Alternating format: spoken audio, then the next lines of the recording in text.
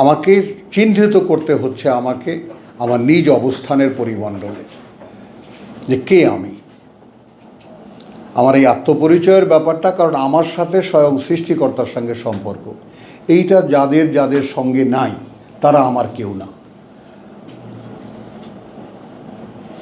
এটা ঘোষণা দিয়ে বুঝিয়ে দিতে হবে।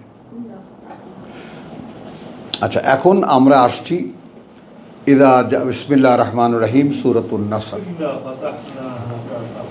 না, ওটা থাক এখন। ইযা জাআ নাসরুল্লাহি ওয়াল ফাতহ। হ্যাঁ, যখন আসবে আল্লাহর সাহায্য। এই ছেলে, এটা তো চলছে না। এটা চলছে? ও আচ্ছা, আস্তাগফিরুল্লাহ। বিসমিল্লাহির রহমানির রহিম, সূরাতুন নাসর। ইযা জাআ নাসরুল্লাহি ওয়াল ফাতহ। এইটা তুমি সকলের বাংলা তর্জমায় দেখো, কথাটা লেখা আছে আপেক্ষিকতার উপরে, আসবে।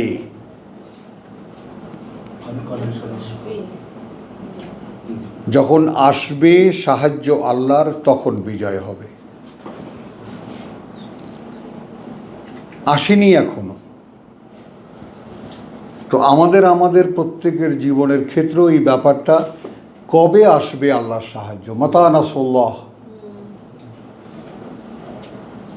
এখন সূরা বাকারা খেয়াল করো, 214 মানে স্বয়ং রসুল যারা এবং তদীয় সঙ্গী যারা, এমন এমন সমস্ত বিপদ গেছে তাদের উপর দিয়ে, জুলজিলু, রীতিমতো একেবারে কাঁপিয়ে দেওয়া হয়েছে তাদেরকে।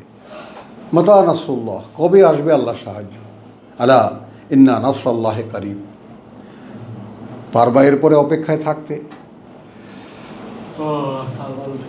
অর্থাৎ জীবনটাকে বুঝে নেই আমরা, জীবনই তো চিনলাম না। জীবন কাকে বলে, কে আমি, এই আত্মপরিচয় আমার কাছে নাই। আমার পৃথিবীতে অবস্থান কেন তা আমার জানা নেই। কেন আমার এই জীবনটা এই কিছুক্ষণের জন্য, এ আমার জানা নেই। তো জীবনের পরিচয়ই তো আমার কাছে নেই, আমার কাছে। এবং কোরআন সেই আত্মপরিচয় তোমার হাতে তুলে দেয়। তুমি কে, কোত্থেকে এসেছো, এখানে কেন, কোথায় যাবা, গোটা বিষয়টা, তাই না? যেমন বাংলা ভাষায় একটা শব্দ আছে, ত্রিকালদর্শী। ত্রিকালদর্শী, যারা তিনটি কাল যারা দেখতে পায়। অর্থাৎ তিনটি কাল কোথায়? একটা আমি এর আগে কোথায় ছিলাম, এখানে কেন আছে, এবং এর পরে কোথায় যাচ্ছে।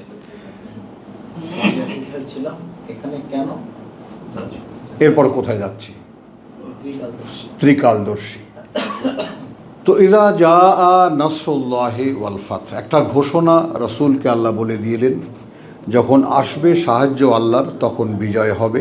দেখো কথাটা কোন পক্ষ থেকে বলা, এটা লক্ষণীয়, কোন অবস্থান থেকে বলা আল্লাহর, তাই না? একটা নৈর্ব্যক্তিক ঘোষণা, যখন আসবে আল্লাহর সাহায্য তখন বিজয়। ওয়া রাআইতা আন-নাস,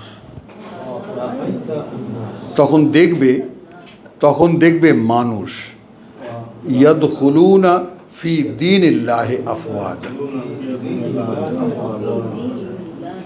আফওয়াজা, দেখবে মানুষ আসছে আল্লাহর দ্বীনে।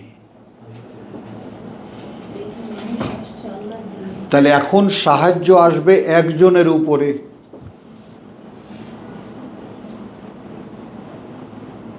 আমাদের সদ্য যে কাহিনী, আমাদের এই দেশের প্রেক্ষিতে আল্লাহ বিশ্বাসী, নামে বিশ্বাসী মানুষদের ক্ষেত্রে যেটা ঘটে গেল, তাই না? একজন আবু সাইদ আগুন লাগিয়ে দিল সারা জাতির মধ্যে। মরেছে অনেকেই, কিন্তু যেটা ক্লিক করেছে মানুষের মনে, কথাটা খেয়াল করো। এরপরে কি, একেবারে মানুষ ছুটল, যেন কারো কোনো মৃত্যু ভয় নেই।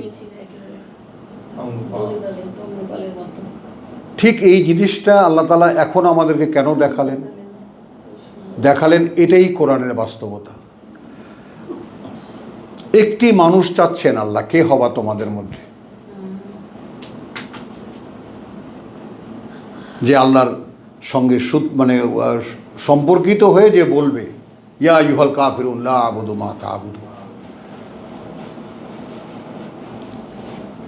তো যখন আসবে আল্লাহর সাহায্য, তো আল্লাহর সাহায্য আসা মানে কি, যে আমার সাথে তিনি সম্পর্কের ঘোষণা দেওয়া, এবং এই সম্পর্কের যে ঘোষণা দেওয়া সেই ব্যাপারটা আমাদেরকে তিনি পরীক্ষা করবেন, তাই না? ওয়ালা নাবলু ওয়ান্নাকুম বিশাইয়্যিন, আমরা কিন্তু এই পৃথিবীর জীবনে তোমাদেরকে কিছু বিষয় দিয়ে পরীক্ষা করব। ওপেন ঘোষণা, যেমন ইব্রাহিমকে পরীক্ষা করেছি, ওয়াইদ ইবতালা ইব্রাহিমু রাব্বুহু বিকালিমাতিন, অনেকগুলো বিষয় দিয়ে কথা দিয়ে তাকে পরীক্ষা করেছেন। তো আমরা যেহেতু মিল্লাতা ইব্রাহিমা হানিফা আমাদেরকে আদেশ করা হয়েছে, তো আমরাও অনুসরণ করব ইব্রাহিমের জীবন আদর্শ। তো যদি তাই হয় তাহলে আমাদেরকে পরীক্ষা দিতে হবে। তো সেই বিষয়গুলোকে কি, খৌফ, ভয়, জু। এখন মিনাল খৌফ যদি প্রত্যেকটার সাথে লাগাই, যত রকমের ভয় আছে, মিনাল জু, যত রকমের ক্ষুধা আছে, চোখের ক্ষুধা, কানের ক্ষুধা, পেটের ক্ষুধা, দেহের ক্ষুধা আছে কিন্তু, হ্যাঁ। ও নকশে মিনাল আমওয়াল, সম্পদের ঘাটতি, সম্পদের হানি, সম্পদের ক্ষতি। ওয়াল আনফুস, এবং ব্যক্তিগতভাবে তোমাকে অসুখে বিসুখে এখানে সেখানে এইভাবে ওইভাবে। ওয়াসামারাত, আর যা কিছু ক্ষেতের ফসল। আর এই আধুনিককালে আধুনিক বিশেষজ্ঞরা জয়েন করেন তোমার অ্যাচিভমেন্ট অফ ইয়োর লাইফ। যেমন একজন ডাক্তার, সে ডাক্তার, তার ডাক্তারি নিয়ে এত কষ্ট করে ডাক্তার হয়েছে, এখন ডাক্তারি প্রশ্নের মুখে ফেলে দেবেন আল্লাহ। একজন ইঞ্জিনিয়ার বসে আছে সামনে, তো ইঞ্জিনিয়ারিং কেউ এই কলকবজা নিয়েই ঘুরবে নাকি এই কলকবজা আল্লাহ রাস্তায় ব্যবহার করবে, কোনটা করবে সেটা আল্লাহ জিজ্ঞাসা করবেন তাকে। তো যার যার জীবনের যা কিছু অ্যাচিভমেন্ট সেগুলো পরীক্ষার মুখে ফেলে দেওয়া হবে। এর পরের কথাটুকু শোনাবার জন্য আমি ওখানে গেছি, সেটা হলো পরীক্ষা তো দিচ্ছ, কথা বুঝছো, তখন কে আল্লাযীনা ইযা আসাবাতহুম মুসিবাতুন, সেই লোকেরা যারা যখনই পরীক্ষার কোনো বিপদ তাদের উপরে আসে, ক্বালু ইন্না লিল্লাহি ওয়া ইন্না ইলাইহি রাজিউন, আমরাই তো আল্লাহর জন্য এবং আমরা তার দিকেই ফিরে ফিরে যাচ্ছি। উলাইকা, ওই রকম যারা, আলাইহিম সালাওয়াতুম মির রাব্বিহিম, তাদের উপরে একদম মানে অবিরাম সংযোগ, নিরবচ্ছিন্ন সংযোগ তাদের প্রতিপালক থেকে। খেয়াল করো, ওয়া উলাইকা হুমুল মুহতাদুন, এবং এরাই তারা যারা সঠিক পথে আল্লাহর পথে পরিচালিত। তো এই যে ব্যাপারটা, তো সেই ব্যাপারটারই আদি কথা, সেই মানে মনে করো তৃতীয় নবুয়তি সালে অথবা চতুর্থ নবুয়তি সালে রসুলকে জানিয়ে দিচ্ছেন, যখন আল্লাহর সাহায্য আসবে তখন বিজয় হবে। এখন ব্যক্তি পর্যায়ে বিজয়টা কোথায়? বিজয়টা তোমার বিরুদ্ধে তোমার। তুমি যদি তোমাকে জয় করতে পারো তবেই বিশ্ব জয় করতে পারো। এই কথাটা একটু আল্লাহর ওয়াস্তে সবাই লক্ষ্য করো। আমাদের সবথেকে বড় শত্রু আমরা নিজেরা, তাকেই জয় করা যাচ্ছে না। তো যখন তুমি তোমাকে জয় করার ক্ষেত্রে তোমার সর্বৈব তুমি কে, আমাকে জয় করা মানে আমি জানবো দ্য পারপাস অফ ক্রিয়েশন, আমাকে সৃষ্টি করা হয়েছে কে, আমার একজন সৃষ্টিকর্তা আছে, ইকরা বিইসমে রাব্বিকা আল্লাযী খালাক। তো আমি যখন সমুদয় আমার ব্যাপারে জানতে পারবো, বুঝতে পারবো, এবং আমার পারপাস অফ ক্রিয়েশনকে আমার কাছে স্পষ্ট হবে, তখন আমার জয় হবে। তখন আমার দাঁড়িয়ে যেতে আর কোনো মানে দ্বিধা থাকবে না, তাই না? তখন আমি দাঁড়িয়ে যাব, আর যখন আমি দাঁড়িয়ে যাব তখন আমার বিজয় হবে আমার বিরুদ্ধে। তখন তুমি দেখতে পাবে মিছিলে মিছিলে মানুষ আসছে, এসে প্রবেশ করছে আল্লাহর এই দিনে। অর্থাৎ কি, মানুষ জানে না যে নিজেকেও জয় করা যায়।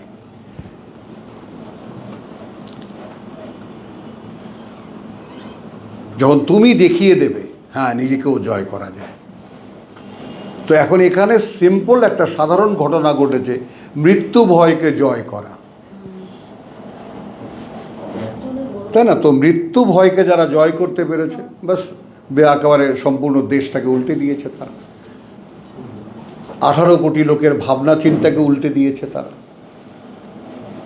তো ঠিক এই জিনিসটাই ঘটবে কোরআনের অনুশীলক যারা, তাদের মধ্যে যাকে আল্লাহ গ্রহণ করবেন, তার দ্বারা যদি তাকে আল্লাহ পরিপূর্ণ কোরআন দেন, তাহলে এইরকম একটা বিস্ময়কর ঘটনা ঘটবে। তখন দেখবে যে কোরআনেরও বাস্তবতা আছে, কোরআন অনুযায়ী জীবন গড়া যায়। এই বিস্ময়কর ঘটনাটা তখন ঘটবে। আর যখন ঘটবে, আল্লাহর সাহায্য যখন আসবে তখন। তো আমরা যারা কোরআন অনুশীলন করছি, তাদের কাজটা কি আসলে? সেই আল্লাহর সাহায্যের জন্য প্রতিনিয়ত চেষ্টা করা। তখন দেখবে একেবারে সেই মিছিলে, তাই না, একদম আসছে মানুষ আল্লাহর দিনে। এখন তুমি কি করবে? ফাসাব্বিহ বিহামদি রাব্বিকা, রাব্বিকা, এই ব্যাপারটা খেয়াল করো। ঠিক ফেরেশতাদের কথা খেয়াল করো। ফেরেশতারা যখন মানুষের খেলাফতের ব্যাপারে আপত্তি তুলেছিল, এরা তো গিয়ে মারামারি করবে, রক্তপাত করবে, ফ্যাসাদ তৈরি করবে বলেছিল সূরা বাকারার 30-এ। তো নাহনু নুসাব্বিহু বিহামদিকা, নাহনু নুসাব্বিহু বিহামদিকা, আমরা নিত্যকার কাজ করে যাচ্ছি তোমার কৃতজ্ঞতার সাথে। আমরা তোমার কাজ করতে পারলে কৃতজ্ঞতা বোধ করি। বিষয়টা লক্ষ্য করো, আমরা তোমার কাজ করতে পারলে, তোমার আদেশ পালন করতে পারলে কৃতজ্ঞতা বোধ করি। তো তুমি একটা সৃষ্টি করেছো মানুষ, তাদেরকে খেলাফত দিচ্ছ, তারা কি এরকম কৃতজ্ঞতা বোধ করবে? এটা যে করবে না, এটা তারা একদম নিশ্চিত। ওই কারণে তারা কথাটা ওইভাবে বলেছে। হ্যাঁ, বুঝলো এই জন্য যে রক্ত মাংসের মানুষ, প্রয়োজনের মুখাপেক্ষী এই মানুষ। আমরা তো প্রয়োজনের মুখাপেক্ষী নই। তো 3টি আত্মচেতনা সম্পন্ন সৃষ্টি রব্বুল আলামিনের, ফেরেশতা, জিন এবং মানুষ, যাদের সেলফ ইগো আছে, আত্মচেতনা আছে। পশু পাখি, পশু জগতের সকলেরই চেতনা আছে। বাঘ আসছে, দৌড় দাও, অর্থাৎ মগজের যে কাজ। কিন্তু মগজের ভেতরে একটা আছে আত্মচেতনা। এই আত্মচেতনা আর কারণেই অদৃশ্যের মধ্যে আছে ফেরেশতাদের, আছে জিনের, আর আছে দৃশ্যমান অস্তিত্বের মধ্যে আছে মানুষের। তো ইযা জা নাসরুল্লাহি ওয়াল ফাত ওয়া রাআইতা আন-নাসা ইয়াদখুলুনা ফি দীনিল্লাহি আফওয়াজা ফাসাব্বিহ বিহামদি রাব্বিকা। এখন তোমার নিত্যকার কাজ কি? করে যাও কৃতজ্ঞতার সাথে তোমার প্রতিপালকের। এখন আমরা যারা একটুখানি কোরআন পড়ি, পড়তে পারি, 2-4টে শব্দ বুঝতে পারি, 2-4টা কথা বুঝতে পারি, কোনো কৃতজ্ঞতা বোধ কি অনুভব করি ভিতরে? না, বুঝে বলো কিন্তু। কারণ কি, এটা অদৃশ্য লোকের কথা,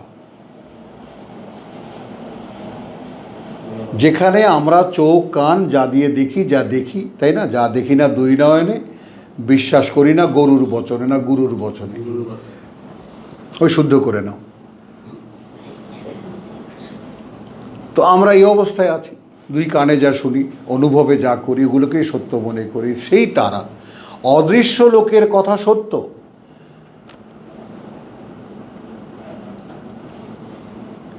তো ফাসাব্বিহ বিহামদি রাব্বিকা। এখন আমরা যারা গোটা কোরআন সম্পর্কে মোটামুটি একটা ধারণা হয়েছে, তারা তো বুঝতে পারছি ব্যাপারটা। অতএব তোমার নিত্যকার কাজ করে যাও। নিত্যকার কাজ নানানভাবে সাজানো আছে এই কোরআনে। কৃতজ্ঞতার সাথে তোমার প্রতিপালকের, এবং ক্ষমা চাইতে থাকো তার। এইটা তো আমাদের দ্বারা হয় না। হয় কি বলো, সত্যিকার অর্থে বলো, ক্ষমা চাওয়ার কোনো অনুভূতি আমাদের ভিতরে আছে কি? কোনো বোধ আমাদের ভিতরে আছে কি? আমরা তো এটাই বুঝি না কিসের জন্য ক্ষমা চাইব। অর্থাৎ কোরআন এ পর্যন্ত জানতে না পারা যে কত বড় অপরাধ হয়ে গেছে আমাদের।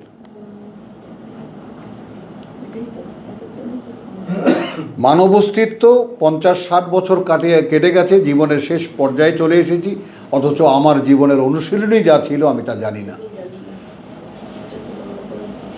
এখন এটার কারণ যাই হোক না কেন, আমার পিতামাতা হোক, আমার সমাজ হোক, এটা হোক সেটা হোক, কিন্তু ব্যক্তি পর্যায়ে যখন আমি আসি তখন সেই ব্যাপারে আমার কোনো অপরাধ বোধ আছে কি না যে আমি কোরআন জানি না। তো ইন্নাহু কানা তাওয়াবা, কানা তাওয়াবা, এখানে বাংলায় তর্জমা আছে তওবা গ্রহণকারী। দুটিকে নিঃসন্দেহে তিনি আছেন, তিনি হন এমন তাওয়াবা, তিনি যারা প্রতিজ্ঞা করে ফেরার তাদের প্রতি তিনি করুণাময়, তাদের দিকে তিনি তার করুণার দৃষ্টি ফেরান, করুণার দৃষ্টি ফেরান। তো এই সঙ্গে আমরা আজকে সূরা লাহাবকেও আমরা এক টানে শেষ করে দেবো, এই কারণে যে লাহাবের ব্যাপারটা হলো যে আল্লাহ তাআলার যে একদম একত্ববাদের চূড়ান্ত ঘোষণা, অর্থাৎ কোরআন পড়ার পরে, গোটা কোরআন জানার পরে আমরা যেখানে এসে উপস্থিত হয়েছি, তাই না, সেখানে সর্বশেষ পর্যায়ে একটা মানুষের কথা এখানে বলা হয়েছে।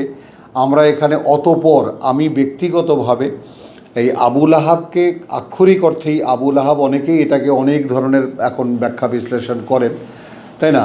তো আমরা এখানে আবু লাহাবকে বাই নেম আবু লাহাব, যেহেতু ফেরাউন, তারপরে তোমার গিয়ে বহু নাম আল্লাহ তাআলা কোরআনে ব্যবহার করেছেন, তো আবু লাহাবকে আক্ষরিক অর্থেই আবু লাহাবকেই ধরব। তো এবং এই পৃথিবীতেই আবু লাহাবদের ধর্মীয় যত সমস্ত মানে প্রাতিষ্ঠানিক যে সমস্ত বড় বড় নেতৃত্ব,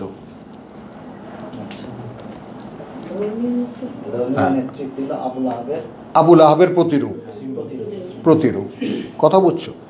তো ধ্বংস অনিবার্য, খেয়াল করবা কি কি ধ্বংস অনিবার্য আবু লাহাবের, এবং ধ্বংস সে নিজেও হবে। মা আগনা আনহু মালুহু, মা আগনা আনহু মালুহু, হ্যাঁ, কোনো উপকারে আসবে না, কোনো উপকারে আসবে না তাকে রক্ষায় তার সম্পদ, ওয়ামা কাসাব, আর যা সে উপার্জন করেছে। অর্থাৎ সে ছিল কাবা ঘরের ক্যাশিয়ার, মক্কার সিন্ডিকেট যে কাবা ঘরের ম্যানেজমেন্ট মসজিদ কমিটি, সে মসজিদ কমিটির সে ছিল কোষাধ্যক্ষ বা ক্যাশিয়ার। হ্যাঁ, তো ওইখানে চুরি চামারি করে যা সে সম্পদ জোগাড় করেছে, কথা বুঝছে। এখন দেখো না যে মন্দিরে কত সম্পদ, টনকে টন সোনা পাওয়া যায়, এই যে আমাদের পাগলা মসজিদে, তাই না, 3 মাস না যেতেই কোটি কোটি টাকা জমে যায়। হ্যাঁ, তো ধর্মীয়, এখন বোঝো যে কাবায় কত লোক আসতো আর কত কিছু দিত, তো তার কেশিয়ার যে তার অবস্থাটা কি। তো তাহলে তার যে, অর্থাৎ কাবার সেবায়েত হিসাবে সে যা উপার্জন করেছে বলে মনে করে, এক্ষেত্রে তার সম্পদ এবং পুণ্যকর্ম, মালুহু ওয়ামা কাসাব, আর যা সে পুণ্যকর্ম হিসেবে উপার্জন করেছে বলে সে মনে করে। এখন যারা মসজিদ কমিটির জন্য একদম কালার্ড কি জানি বলে পোস্টার ছাপায়, আছে না মসজিদ কমিটির বিভিন্ন পদের জন্য, হ্যাঁ, সা ইয়াসলা নারান জাতা লাহাব,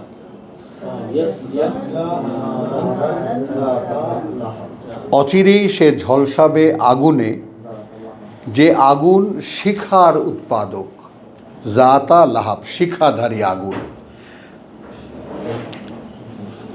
আমরা যেটা দেখেছি, হ্যাঁ, তোমার হুতামা, ওয়ামা আদরাকা মাল হুতামা, নারুন, নারুল্লাহ মুকাদা, কথাটা বুঝছে, একদম শিখা, মানে বড় বড় শিখার আগুনে তাকে সে ঝলসাবে। ও আমরা আতুহু, এইখানে এসে আমরা এই সূরা লাহাবকে নিয়ে আমরা ভাঁজ খেয়ে যাই যে তার স্ত্রীও, অর্থাৎ এক দম্পতির কথা এখানে বলা হয়েছে।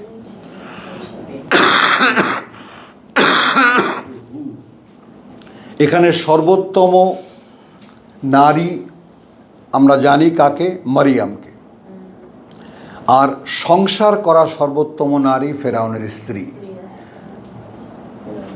রব্বি ইবনিলি বাইতান ইনদাকা ফিল জান্নাহ, তোমার কাছে সুন্দর বাগানে বা মানে জান্নাতে আমার জন্য একটা ঘর বানাও, আর এই জাতি থেকে আমাকে তুমি উদ্ধার করো। তাই না? তাহলে কুমারী কে? মারিয়াম। আর স্ত্রী, কারো স্ত্রী হয়ে পুণ্যবতী সর্বোত্তম নারীকে আসিয়া, অথবা নাম যেহেতু নাই, ফেরাউনের স্ত্রী। আর নিকৃষ্ট নারীকে, নিকৃষ্ট নারী লূতের স্ত্রী, নূহের স্ত্রী। গেল আলাদা আলাদা। আর সবচেয়ে নিকৃষ্ট পুরুষ ফেরাউন, নিকৃষ্ট স্ত্রী আসিয়া, উৎকৃষ্ট স্ত্রী আসিয়া বা ফেরাউনের স্ত্রী। একইভাবে উৎকৃষ্ট মানুষ নূহ, উৎকৃষ্ট নিকৃষ্ট স্ত্রী নূহের স্ত্রী। আবার লূত উৎকৃষ্ট মানুষ, নিকৃষ্ট স্ত্রী। এবার আসলো এক দম্পতি নিকৃষ্ট।